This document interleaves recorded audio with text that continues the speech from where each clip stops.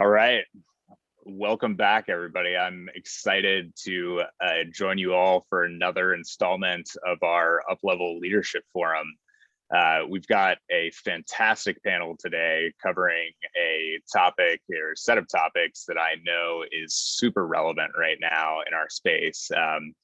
Brought together some of my favorite folks from across the industry to help us break down these topics around establishing a successful customer engagement program and growing and accelerating that program once it's already in play. So I'm really excited to get into it today. We have a fantastic panel, as I said, that really have hands-on experience in the space from a lot of different perspectives. So I am Marshall Thompson. I want to go ahead and get that out of the way. I am Director of Client Solutions with Nexus. And it's my privilege to host this webinar with some of the best and brightest from across our industry. And really, this is an excuse for me to bring together some of these brilliant minds in our space to unpack some of the challenges and opportunities that we're all faced with, and really tackle some of the questions that I hear constantly in my role interfacing with customers and programs in a consultative capacity. I get to hear what those challenges are and then bring together thought leaders from across the space to really be able to dig into those topics and offer some actionable advice around how they approach those challenges and really create new opportunities out of all that. So without further ado, I want to get right into introducing our panel for today. I'm been friends with all of you for a long time, so I don't want to get in the way here. I want to just let you have the opportunity to actually introduce yourself. Tell us a little bit about your history in the industry, the firm that you represent, and some of the things that you care about related to this business that we all find ourselves in. Pam, I think we met first. Maybe I'll start with you. Thanks for joining us from North Carolina. Thank you. It's great to be here, Marshall, and it's going to be a lot of fun being with Jennifer and Christina, my briefing industry colleagues. My briefing career, as many of you may know, spans many decades, maybe too many decades, about 6 different mid-size and enterprise companies over the years. And it didn't matter whether I was envisioning launching a program or trying to up-level an existing program. I always sort of had my eye on what it would take to be world-class. And I really appreciated the involvement with the Association of Briefing Program Managers that helped me be successful, because I don't think I could have been on my own. But most recently, back in June of 2021, I joined Benett Communications as an independent consultant and coach to work with small, mid-size, and again, enterprise companies to help them reach their goals faster, whatever they may be. And I'm really enjoying doing that because I bring some recent practical in the trenches experience, because I have lived and worked in the briefing industry in the virtual world as well as the physical world for many years. And I'm just hoping that through the hard knocks in the industry, maybe lessons learned, that I can help people get there easier, faster along the way as times are evolving. So hopefully I'm going to contribute today, but hopefully even more so, I'm going to learn from Jennifer and Christina about some of the innovative tips they're doing that can help me help my clients. That's right. Well, we've seen it many times with you, Pam. I think that really launching these operations is something that you've become passionate about. I mean, we've seen you demonstrate that success multiple times over and over again. So I know there's a lot of experience and wisdom that you bring to the table, which we'll be sure to dig into. So a little bit further north, I want to go to you, Christina. Thanks for joining us today. Give us a little introduction to what you're up to with Omnicell, a little bit about your history with business, and what keeps you coming back for more. Absolutely. So, hi everybody. My name is Christina Scolieri, and I am the Executive Briefing Program Manager at Omnicell. I've been in this role for about 2.5 years, but I've been with the organization for about 5. So prior to actually being in the briefing role, I was actually in data analytics, which may seem like this odd stretch of how did you get to where you're at today? But as we'll find and we'll talk about, it's actually been a really nice hand-in-hand complementary role to what I'm doing now. So The program was in existence when I came into the briefing center. We had actually built a new briefing center in 2018, and I joined in 2019. So I was tasked with enhancing the operations of the briefing experience and the overall operations of what we were doing, right, with the briefing program. So I wasn't coming into it completely fresh of a new program and starting up something new. I was tasked with how do we accelerate what we have today from an experiential standpoint and from an operations standpoint. So I absolutely love the customer experience aspect and getting to interact with the customer, but that all comes after you get to really get your hands dirty in the operations. Once you have that part taken care of, then you can really focus on the customer experience aspect from my experience. So I am I'll say 1.5 person team. I have a counterpart who is my technical briefing program manager, but his responsibilities are no longer fully dedicated to the briefing center. So as a 1.5 person team, I have to automate as much as I possibly can. I have to look to data as much as I possibly can so that the burden is not falling on me to manually do a lot of that work, and I can focus on the customer and enhancing the customer's experience. It sounds like a lot. It's impressive that you're able to, offer such an impressive experience with, the limited resources that you're referring to. And we know that that's true because of the recognition that you and the program at Omnicell have gotten over the last couple of years from our industry. So kudos for all of that. Maybe for context for our audience here, just tell us a little bit about Omnicell, kind of your markets, and just a little bit about the program. What do you call the program? Is it an executive briefing program? Is it a customer experience program? How do you kind of identify that? Sure. So Omnicell is in the healthcare tech industry. So we're in the medication management industry. So we have robotics, we have technical, physical hardware that you can see, tangibly use, but we also have software and services that you can physically use as well. So as everybody's been hit by the pandemic in the briefing programs, we've certainly been hit in a really unique capacity because of being in the healthcare industry. We do consider our program an executive briefing center, an executive briefing program. That's what we call it. We do have different event types within our executive briefing center. So it's not just you can have an executive briefing, you can have different executive briefing event types. So whether that be a product demo, product demonstration, something to that event, something to that extent, it's not just that you can have an executive briefing within our center. There are different event types. Makes a lot of sense. Okay. Well, thanks, Christina. I'm excited to unpack some of the things that you were referencing as far as optimization and acceleration and that data background. I think there's a lot to get into there that our audience can learn from. But I don't want to miss you, Jennifer. Thanks for joining us from the great Northeast. Tell us a little bit about yourself. We've been working together for a long time, it feels like, across a couple different organizations. Tell us a little bit about your history in the industry. Sounds good. Thanks for having me, Marshall. So hi, everyone. I'm Jennifer Slotchy. I run the operations for Pega's executive briefing program. We are based out of Cambridge, Mass, and I have been there for just a little over 4 months now. So don't let the 4 months fool you. Prior to that, I came from Dell Technologies. I was there for 9 years and held a bunch of different roles there, but always within the executive briefing program. And most recently, I had left as the global operations lead for that program. I think it was like 3 or 4 years that I was in that specific role. So if you're familiar with Dell's program, really large, really mature, really sophisticated. So I was really excited at the opportunity to come over to Pega to help build out their new program and their new center. So just for context, during our discussions today, you'll probably hear me talk out of like 2 different lenses. One, the big bad briefing program, and then 2, the more startup briefing program. Well, we're so glad you're here, and it really helps that this, your recent experience at Pega is so fresh, and we'll be able to actually talk about some of the steps that you've been taking to bring this thing to life. And it's just such an exciting opportunity that you have in front of you to create something from scratch And frankly, they couldn't be in better hands with your experience that you bring from Dell and all the impact that you created there.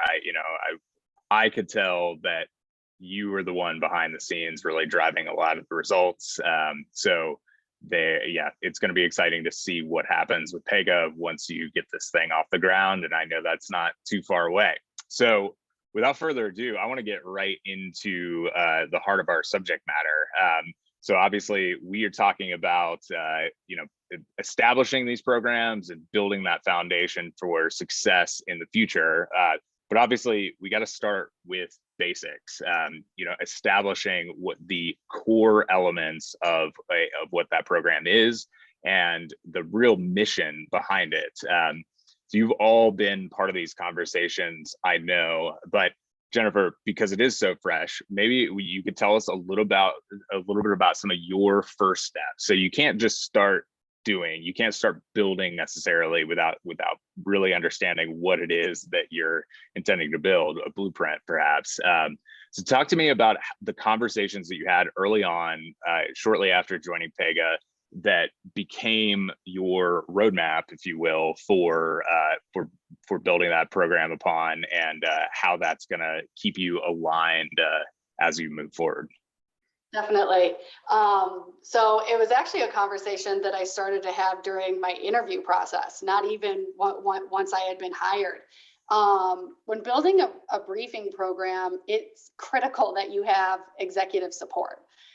Without it, you are going to have a very challenging and uphill battle ahead of you. I've been really fortunate at Pega that I'm walking into an environment where there's an incredible amount of executive support, evidenced by the investment in the 3 recs to build the briefing program team, as well as evidenced by the build out of the brand new facility, the brand new briefing center that's going on in Cambridge right now. But to add on to that, when it comes to executive support, I think it's really important that you ask what's important to your leadership from a briefing program, instead of telling them. If it's you have to ask and really listen, make sure that you understand what the guidelines are and what the priorities are. And then it's our job as the briefing team to make sure that we're executing on those priorities and making sure that we continue to keep our leadership engaged so that we're able to maintain that support and investment for the briefing program. That's fantastic. That makes so much sense. So Christina, I know that you're coming at this from a different perspective. Obviously, your charter is to grow and to optimize, right? But I imagine that having that top level direction is still an important thing for you, a priority. Talk to me a little bit about how you stay in alignment with that kind of executive tier of the business and ensure that you're working in the right direction and that you have that support and coverage from those teams, so you're doing the right thing and you're all rowing in the same direction. Yeah, so Jennifer couldn't be more spot on. And while I wasn't going to executive support for an understanding of the value of the program, because that was already established, right? The executive team already understood the value of the program, and I wasn't going to them for support of that. What I did need support in was strategizing on the actual strategy of the executive briefing program. For example, when I walked into the program, there was nothing in place to say what type of customer should be coming into the briefing center at what time during the sales cycle. It was just, if you were a customer, you could come into the briefing center. And, volume is great, but when you start to look at the data and you see that maybe you're doing 100 briefings, but only 30% of them are coming out with revenue attached to them, maybe that tells you that you're not really bringing in the right customer at the right time. So that's when you need that executive level support to go to a steering committee that is, comprised of sales and marketing, to be able to say, listen, we need some criteria in place to say who is the right customer at the right time. What criteria do they need to meet before they come in for something like an executive briefing or a product demonstration? And how can we streamline that? So that was something that I had to to make sure I had the right people in place to really charge with. Because if I would have gone to Jennifer's point and said, these are the things that are important to me, steering committee, I want you to make sure that your sales teams are meeting all these criteria or they can't come into the briefing center, it would have never happened. Or I would have been met with complete pushback. Christina would have been the bad guy, and the briefing center would have had not much success moving forward, or everything would have been an exception. So what has to happen is you have to get that buy-in from your steering committee that you put together so that it's coming from them. It's coming from the top down. They understand why it's important to have this criteria in place because, again, volume may be great, but it's not really attaching to revenue. You're not getting the quality that you need, for instance. So once we got that criteria in place, we were able to automate it actually in our scheduling system so that when a sales individual went to request a briefing or some type of executive briefing event, they actually couldn't even move forward in the process if they didn't meet those certain criteria. Love it. And because of who that criteria was defined by, it doesn't put you in a position where you're having to be the bad guy and say no to things necessarily. You can point to this steering committee. This isn't just Christina making these decisions, and it provides that air cover that probably makes your life a lot simpler, I would imagine. Absolutely. So from the automation standpoint, it makes my life a lot easier, but it also makes my life a lot easier to be able to say, listen, hands off. This was not an EBC decision. This was the decision made by leadership. And was I a part of that? Absolutely. But this was a leadership decision from the top down. And then they are really bought into it. They're putting it in something called like a sales playbook that we have, so that from the time that you're a new hire, you're learning those are the criteria that you have to meet before you can go into the briefing center. So it's ingrained in you. And then again, the automation takes over and doesn't even let you move forward in the process, which is really nice. Certainly, that makes a lot of sense. So Pam, I know that the executive steering committee is really kind of one of your core principles that you've talked about with me. I've been establishing other programs. I know that that's something that you're working with your clients through Benett with. Any other thoughts on steering committee? Any kind of tactical advice our audience could take away as far as taking that step and getting that conversation started? Mm-hmm. I would say, as Jennifer said, get that conversation started during the interview process. Make sure that you have conversations with all the leadership in your company. When I started my role at my last corporate position, I scheduled a meeting with the CEO, a 30-minute meeting where I sat down and I shared the world-class characteristics and the plan that I had, the 90-day plan I had for getting the program off the ground and running. And he became a champion. And a result of that meeting, I was able to create a steering committee with the other leaders. I love that. I mean, that makes a lot of sense. That's maybe not an easy meeting to ask for, but if based on what we're doing in these conversations that we're supporting in the executive briefing program, it's really critical input that you need. So I'd encourage our audience, as I've seen you do, Pam, to be bold, to ask for what you want, to ask for what you need, and not pull any punches or be apologetic about it at all. And I know that we could all learn a lot from you, and that confidence and that grace that you have, navigating those executive conversations. So I want to keep going here. So we talked about establishing this executive steering committee, this foundational support and guidance for what the program will be. Let's turn one page further and talk about actually, building this use case internally and driving adoption of the program. Pam, what's been successful for you and your clients as far as actually getting that first wave of utilization, educating the different stakeholders that are going to actually be your customers, essentially, getting that traffic in the door and getting the right traffic? Right. I think your primary audience is your internal audience. They're the ones you want to market to. They're the ones who are going to bring customers to you. And so it's really important that you have a strategy around it, not just a bunch of marketing tactics, but a strategy and a marketing plan that is targeted at your stakeholder audiences. Could be sales, could be your discussion leaders, could be the executives, depending on the challenge that you're having. But with respect to salespeople, you have to have a close alignment with sales leadership and lean in and be part of those account planning meetings, the new hire sales meetings, sales kickoffs, do blogs, just use a multifaceted way in order to reach out to sales, because they can help you drive the demand internally.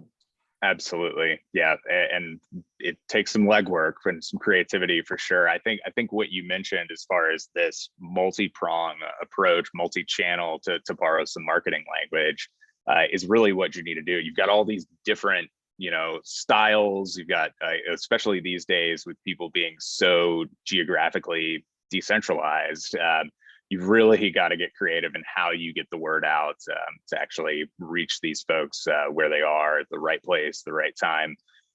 Christina, I know that in your charter of really kind of developing and growing the operation at Omnicell, this is probably something that you're thinking about. You can refine the operation all you want, but without customers, it's not really a success. So what are some tactics that have been successful for you in that regard?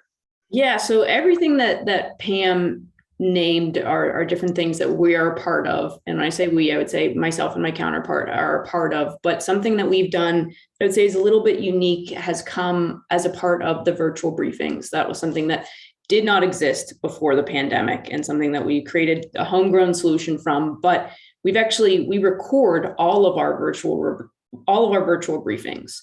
And through the recording of our virtual briefings, the reason that we do that is because we want to be able to provide those recordings to our customers through a customer portal that we create for them. So after the briefing is done, we provide them that recording so that they can have it should they need to, jump in and out of the briefing.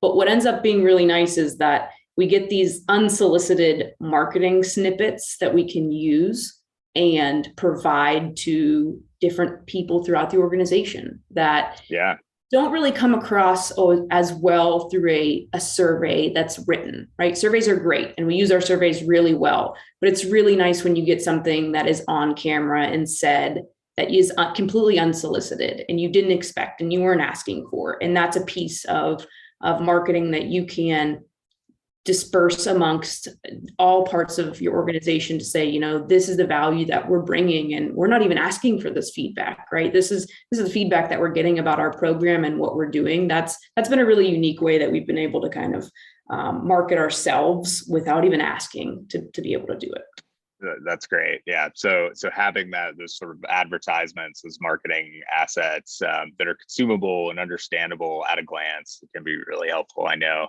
I think that, Pam, I want to go back to you for a moment here, because something that I've seen you put into practice is really formalizing your elevator pitch, your value proposition.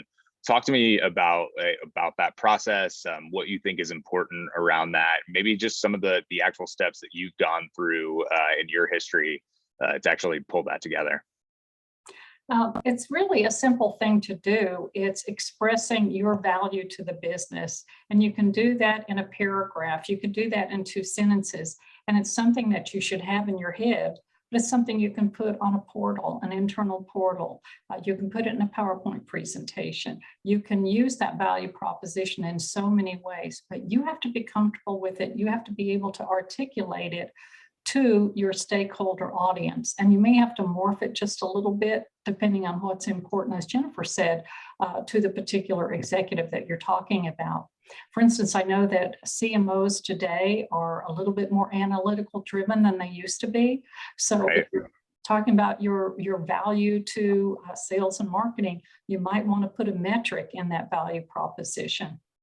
So it's a really simple process, but it's something we often overlook because we're in the trenches with the operation and we don't think about how important it is when somebody says, how are things going with the executive briefing program, or what's new at the customer experience program, or how can you help us do X? Then you need to have that elevator pitch ready. Yep, it's so important. We're all in sales, as they say, and having that pitch in your back pocket is so critical. And it's not that complicated, but having that kind of rehearsed, I think, is a really important tool to have at all times, for no matter where you are in your process.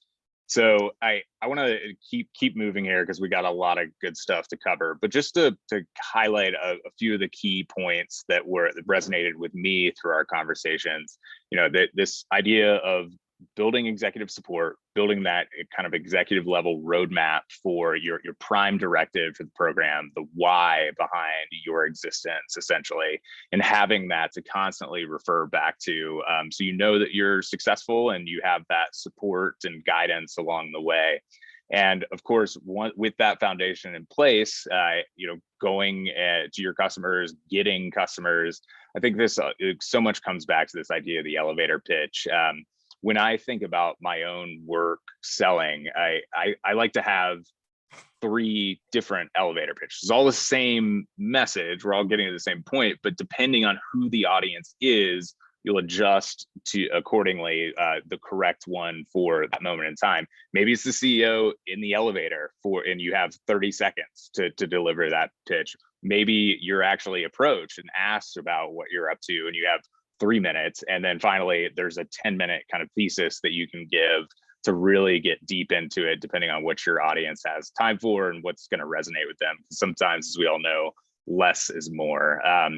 And finally, Pam, you're such an inspiration to me, and just being bold and meeting your audience where they are and not backing away from those somewhat intimidating conversations sometimes, and really just taking action there. So thanks for sharing on this. I'm really excited. So we've talked about kind of these core foundational elements of the program itself, but I want to get into what we're actually the how in terms of the operation that we're running. Jennifer, Christina, you both identify as operations people. You bring this organization to the table, this skill set for optimization that I envy so much. I definitely don't possess.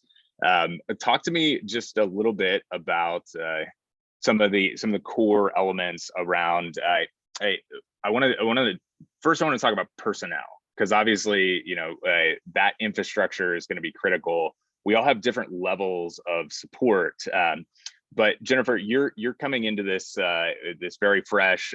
You didn't have a team when you joined the organization at Pega. What were some of your key priorities as far as building a team around the program that was going to set you up for success? Sure. And I think there's a lot of different ways that you can go about this. The approach that we took at Pega, where there were 3 roles that we wanted to make sure we had so that we could build a really strong and scalable foundation. So first was my operations role. So I was brought in to build this repeatable, scalable, globally consistent process and experience that feels bespoke to your end client. And then our second role is focused on content, messaging, as well as a speakers bureau. So right now at Pega, there is no centralized content, no centralized speakers bureau, which is really exciting for us because we get to completely build that out from scratch. But we'll also take an incredible amount of work because we want to do it right. And content, messaging, peer-to-peer engagement is so important for briefings and making sure that you're really nailing that, because you only get your one first impression, right? So when we officially launch the sales, we need to make sure that we're really nailing it with the content and speakers. And then the third role is the senior director that I report into. So that role is really important to focus on what is the vision of our program, needing to define those experiences and emotions that we want our clients to feel when they are at our center or attending a briefing virtually, as well as putting together what we were just talking about, like a sales and stakeholder enablement plan, like not only when we officially launch, but setting that cadence to make sure that we stay relevant, that we're providing value and building pipeline. That's the name of the game. So that's super helpful. Thank you for that, Jennifer. So great considerations as far as the personnel end of things. I think what you outlined are some kind of critical roles. Obviously, we can diversify from there depending on resources and talent available, of course. It seems like every program that I'm talking to is trying to hire right now. So I'm sure it's especially difficult in today's landscape. But even with limited personnel, I think that we've seen programs be really successful. Christina, your case study at Omnicell is a perfect example of that. You've already spoken to some of the limitations that you have as far as staffing, but you've still been able to deliver a really impressive experience. So if we pivot from the actual infrastructure in terms of team members, what are some other tools and elements that you've implemented, or not necessarily implemented, but really leaned into to get the most out of the bandwidth that you do have that's been impactful for you? Yeah, I mean, as you mentioned, I mean, there's definitely a limitation when you are, one and a half, two people. So you have to be able to lean on the automation of tools. So what we've done at Omnicell is lean into our scheduling system that is integrated with our CRM system. So we personally use Briefing Edge that is linked into Salesforce. It was not always linked into Salesforce, which we now know was a detriment to us, right? Because when we want to be able to look at historical data to make decisions, we don't have that, right? The data that data is only as good as what you're putting into it. So we can only say we have data on the scheduling system side, but when we want to be able to look at revenue and tied opportunities, we don't have that historically. We only have that for our past 6 months or so now. So it's so crucial that should have been a part of the initial build when that happened, but it wasn't. But that is a tool that we lean on so heavily now to automate so many processes, so that when we don't have a resource as a person, right, a head count, we can automate processes such as, checks and balances, whereas it's not me manually having to go through and say, okay, does this customer meet A, B, C, D, E, F, G? The system's already done it in place for me, right? And that's something I can do through Briefing Edge, and something we put in place through Briefing Edge, using a customer portal to really, and again, we use that through Briefing Edge to really connect with the customer ahead of time. Something we do a little bit unique is that on the agenda through our customer portal, we have discussion leader bios with videos in them so that we can connect with the customer. So getting a little bit of that automation of connection with the customer before they even meet with us. We have pre-surveys. Again, all of this stuff being automated so that it's not on me, who it would normally fall on, to go into the system and click the buttons every single time for every single customer that we have an engagement for, to make sure those things get done, putting it on a schedule so that it's getting done at certain times. So much of that is so key, or my job would be almost impossible as one person, especially because my counterpart is his job is technical. He is the technical briefing manager, and his job is to manage the technical hardware components of our hardware that's in the briefing system. Yeah.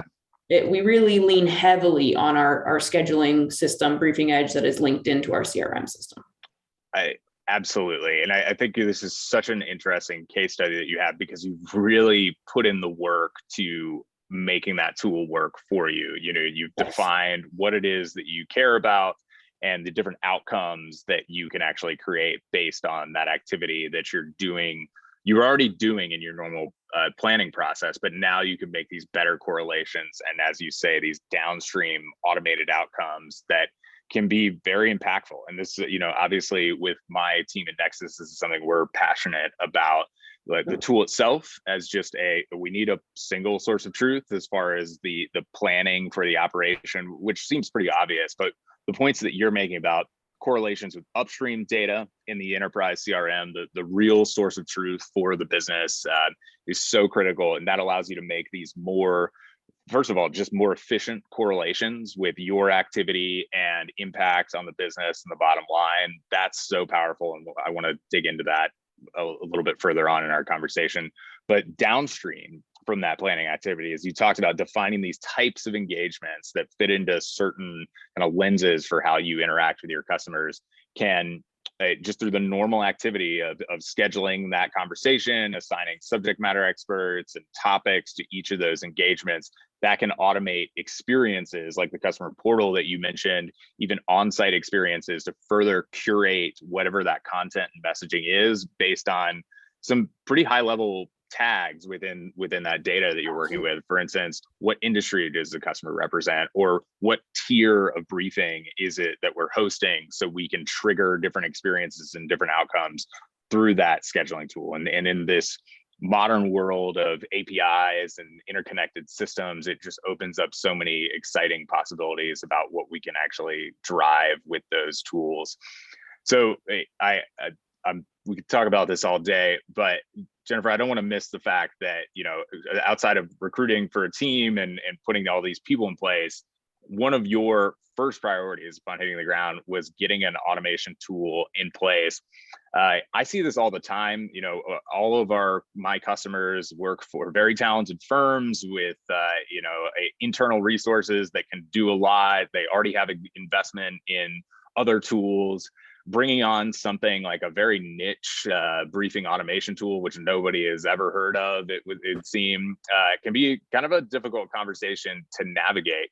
Can you just call out some of the key highlights that you were able to present to your teams, the leadership at Pega, that allowed you to justify, you know, the support and the budget for a tool like this that was probably totally foreign to the folks that you were actually talking to about it? Definitely. I mean, when I came on board, I you know, was learning and asking questions, and I said, you know, what are we doing for a tool? And the answer was, it's Word, Excel, PowerPoint that's being recreated every single time, right? So I said, okay, we need a tool. And coming from my Dell days, I'm very familiar with those types of tools. But Pega's a software company. Pega can build anything. So when I brought this to my leadership, it was like, well, let's see if we can do this ourselves. Totally fair. So I had to start with having those internal conversations. Then I was advised, okay, just because we can build something doesn't mean we should build something. So let's see if there are any existing solutions at Pega with existing vendors that would be able to support what I need for a briefing program and all of those processes. So had a lot of those discussions as well. I don't want to be siloed for the sake of siloed. If there's something that exists today, of course, certainly. I want to play into that. So I had to do my due diligence there. And from there, it was decided that the best path forward was to leverage an existing, like, off-the-shelf solution that is unique and tailored for briefing programs. So I've been going through a really exciting RFP process, working with the best and brightest, Nexus and Marshall being one of them. And Pega's really big on collaboration. So that's been really fun too. Sure, could I have done this RFP by myself and made the decision by myself, and would we have been okay? Yes. But again, in the vein of collaboration, we put together like this wide cast of characters across the organization to participate in the demos, and really be very thoughtful and curious with the solutions, and making sure that the tool that we pick is not only going to work for us as we're launching this new program, but it's going to be a tool that we can grow with in the future as well. Absolutely. I mean, coming from kind of a technical background, I'm a big believer in having the right tool for the job is always going to save time, even though it seems like it's more work up front. Putting in that effort to get the right tool in place is so critical. Pam, I know that I think we've got a lot of great stuff here about personnel and tools, but something we didn't talk about outside of the actual core team is the idea of a speaker bureau, you know, roster of your subject matter experts that you can rely on and plug into these different engagements to really create compelling conversations with your customers, whoever your internal users are. Talk to me a little bit about, you know, establishing a program like that. You know, that's going to be something that fits neatly into this briefing automation tool, which we spent some time on. drop some knowledge on us about the discussion leader program and why it's important. Well, your discussion leaders are the secret sauce in terms of your program. Without them, without the subject matter experts, you don't have the message, and you can't relay the message to prospective customers and existing customers who you want to buy more. So it's really important as you're building a brand new program that you establish a discussion leader program right off the bat. You can call it a speakers bureau, you can call it a discussion leader engagement program, but you need to have some sort of way to onboard discussion leaders. And that can be a 1-hour meet and greet where you discuss expectations, the types of customers you have, some of your metrics, and also best practices and how to work with the briefing team. And then again, I can only stress the importance of training. You have to be sure that your discussion leaders are trained in how to structure the message, how to deliver the message, and how to have business acumen in a virtual briefing setting or physical briefing setting. And so working with your discussion leaders, and I know some programs like Dell have a very robust discussion leader program where they have one person running it. If you're a small program like Christina's, you may want to sort of divide up responsibilities, and you may have to wear a couple of hats. But building the relationships with the discussion leaders will be the difference between they're saying yes quickly and they're finding another reason not to engage with your briefing program. That's right. That's super helpful, Pam. And I think there's a neat tie-in as far as managing and establishing this pool of discussion leaders, these subject matter experts, with the automation tool that we were talking about, is actually having a place that, to manage that roster of speakers and be able to house all those kind of ancillary data points that are related to that. Things like certification for certain topics, notes on specific culture fits that maybe you may want to lean into for certain conversations. All these things that may seem softer can be tracked in your tool and then consulted for later, where you could add a discussion leader for one very specific event that in that identity in that software will continue to live in perpetuity. So you can continue to go back to it, you can add over time, and it really creates a much more efficient way to kind of manage what would be a real beast of an operation. So it allows us to do in these smaller programs that don't have somebody dedicated, leaning into configuring that tool and building that list of discussion leaders can be a huge advantage there. So a lot to unpack there, and something that we spend a lot of time with our customers on from a customer success perspective. I want to keep moving because we've got some interesting things that we've touched on here that I want to dig into a little bit. But just to call out a few highlights from this section. So we've initially talked about this kind of strategic level roadmap, and we've moved down a level into a real operational foundation for the program. There's a great business book known to most in our audience, probably, Good to Great, and a huge part of that message is tied into getting the right people on the bus, the right team members within your operation, and getting the right people in the right seats for the right roles. And I think that, Jennifer, your recent experience is really interesting in how you've identified those three kind of key roles to get things off the ground. That director level individual that can liaise with leadership and kind of manage everything outside of the operation from a strategic perspective. Lobby for support, make sure that your team has coverage and funding, whatever it is, to the operations level, which we have very well demonstrated on this call, of course. And then finally, that idea of it goes by many names, and it's usually a role that wears a lot of hats, but somebody that is in charge of kind of curating that experience, whether it's actually liaising with discussion leaders to develop a great agenda, or actually dealing with digital experiences, on-site experiences. It's such a huge component that makes an executive briefing engagement different from a regular old sales meeting. That's really what we're bringing to the table that sets this whole thing apart. So not losing sight of that experiential level of the process and the content within those conversations. Of course, the automation tool is something we spent some time on. This idea of accelerating your operations, being more efficient, doing more with less, having a single source of truth to manage all these different data points, and of course to make those more meaningful correlations with business activity, with the enterprise CRM, so we can really have clean and meaningful data to lean into when it comes to reporting on our impact in the business, which will directly lead into recognition and support, which is what I want to kind of wrap our conversation up with here.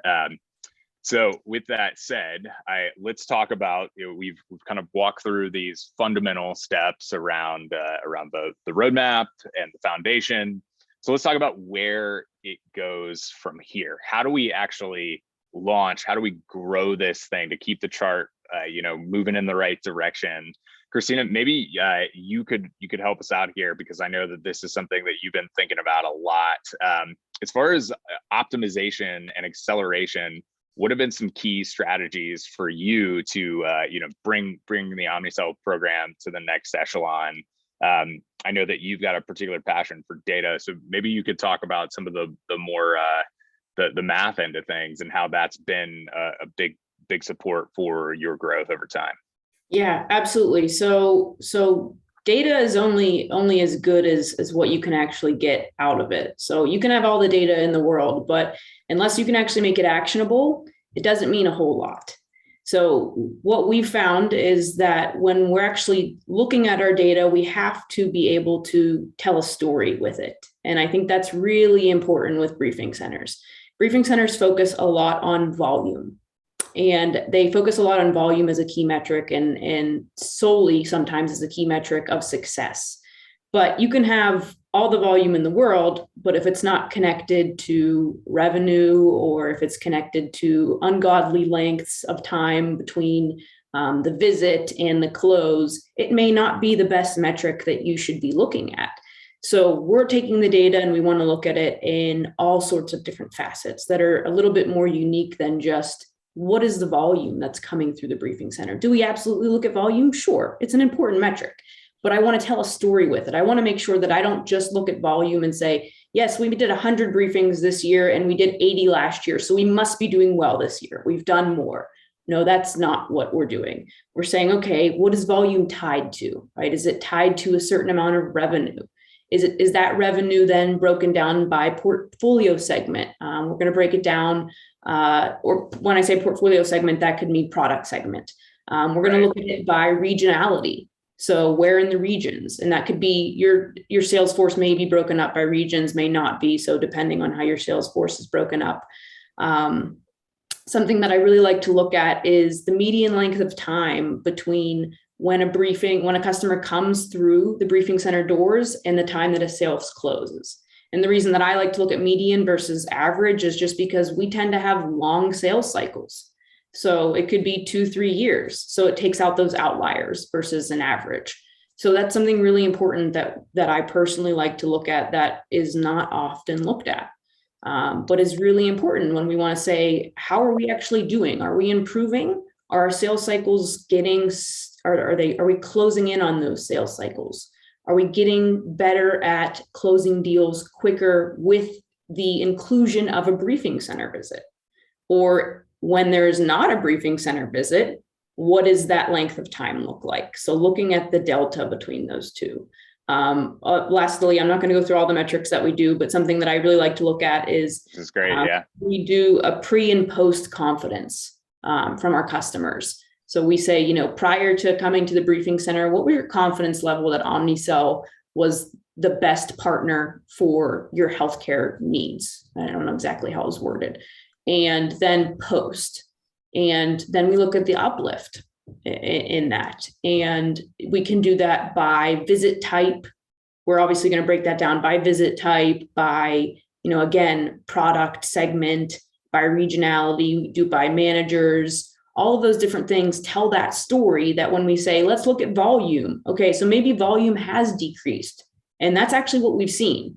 So we've seen naturally with the pandemic, volume has decreased, but we've seen revenue actually double, and our median length of time between customer coming through the door, and our close rate is the shortest it's ever been in the history of Omnicell. So it's all of these things where we know that we've now have the criteria in place. Now I can go back and say, hey, remember steering committee, when we added that criteria, we did the right thing. This was the right criteria. Now, it could have completely told us a different story, and we could have gone back and say, hey, we didn't add the right criteria, and the data told us that we didn't have the right criteria. But that's how we know, right? It's not always about telling the perfect story and saying you've done everything well. It tells us where we need to get better as well. And that's what we utilize it for. That's right. Christina, it's so impressive. Like often this is a concept that is discussed at length, but is rarely really put into practice in a way that we can derive kind of meaningful correlations from when it comes to data. So I'm sure our audience members probably have a lot of follow-up questions from you that you may be hearing after the fact. Sure. But kudos on actually pulling this together. It's really impressive. Jennifer, I know that you haven't even launched yet, so it's hard to talk about your immediate strategies for growth and acceleration. But maybe we could, look back to the Dell days prior to Pega. Does anything stand out as far as like actionable tips that our audience could take, simple or complex, to when they're considering where they go from here? They put into practice some of the foundational steps we talked about. What's been instrumental for you as far as actually growing the recognition and support of the briefing program in your history? And actually stay in the Pega lens with this one, because so much changes so quickly since the last time that we talked. So I would say the biggest thing, because we are literally in the trenches as we speak, having like workshop sessions to just put all of the ideas like pen to paper out there is so therapeutic and important. And from that, you're able to categorize and pull out what your priorities are into these smaller buckets. And once you have those first priorities, you're like 30, 60, 90-day priorities, making sure that you have those milestones documented and that you're assigning ownership. And it's okay if owners change and timelines change, but it's almost like the accountability part of it too, because it can be so overwhelming. But do the work, like do the discovery sessions, see what sticks, what doesn't, and then challenge yourself to define what your priorities are and hold yourself accountable on when you want to have them done by.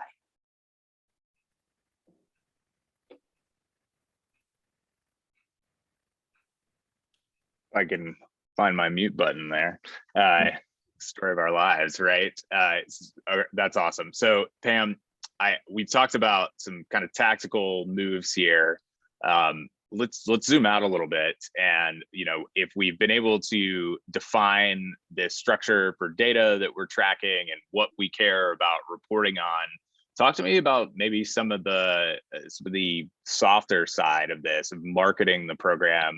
This is something that we've talked about at length. Talk to me about some of these strategies that you've seen to be successful for your customers, as far as kind of going out and beating the drum and really, rallying the support behind the briefing program. What stands out to you as, immediately actionable kind of strategies that our audience can start thinking about? I would say if you're in a small program, reach out cross-functionally to other organizational key stakeholders who can be champions for you. They can talk about you at their regional meetings, at their product management meetings, and they can help you get the word out. In terms of sales, I really believe, and executives, in marketing campaigns that are very simple and easy to do. You don't have to be a marketing expert. Create a small SWAT team, which could be your team and a couple of cross-functional stakeholders. Decide what your goals and objectives are. Come up with a great slogan and go out to your sales. For instance, if you're trying to drive utilization, say, salespeople, we can help you do this faster. If it's executives, you don't have enough executive involvement. Do a campaign for your senior level executives saying executives all aboard, and have a champion on your SWAT team who is an executive. So again, there are many different ways to get the word out, but it's something you have to do constantly. It has to be as important to you as running the operation. Absolutely. And I think that something that I've seen you put into practice is just staying nimble and dynamic when it comes to those conversations, and understanding that, you know, a salesperson, a traditional enterprise account rep may not pay a lot of attention to a comprehensive dashboard that Christina and our other team members may put together, because that's not what they care about.